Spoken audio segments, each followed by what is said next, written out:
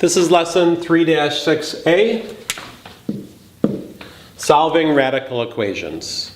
Just have one example. Solve the square root of x plus 2 equals 2 minus the square root of x. I've got radicals on each side, so what I could do is I could square each side. That would help get rid of that radical. It won't completely get rid of that one, but then I can do one more step. So again, step one is to make sure you've got radicals on each side, if you got more than one radical, and then square each side. So let me do that. The square root of x plus 2 squared, 2 minus the square root of x squared. And when I square that, I just get x plus 2. Over here, if you want, you could use FOIL or just know the pattern. I'll just use the pattern. So it's going to be first thing squared minus this times 2. So it's going to be 4 radical x plus this thing squared is going to be plus x. Again, you can FOIL it and get the same result. Okay, I can subtract x from each side. I could subtract 4 from each side. I'll just show the work there.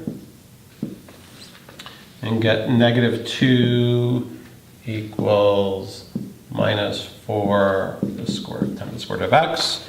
I can divide each side by negative 4. And get the square root of x equals 1/2. And then what undoes the square root? Squaring. So I'll square each side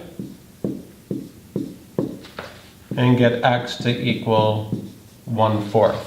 Now it's very important, whenever you raise each side to an even integral power, such as squaring it, raising to the 4th, 6th, etc., you've really got to check for extraneous solutions.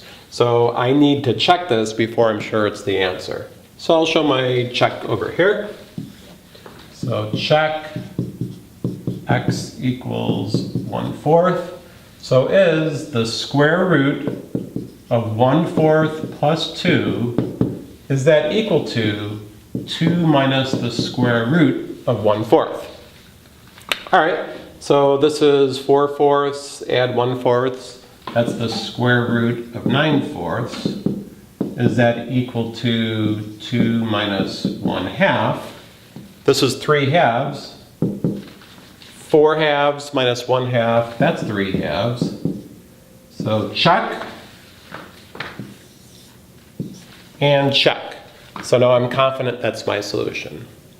So once again, how to solve radical equations.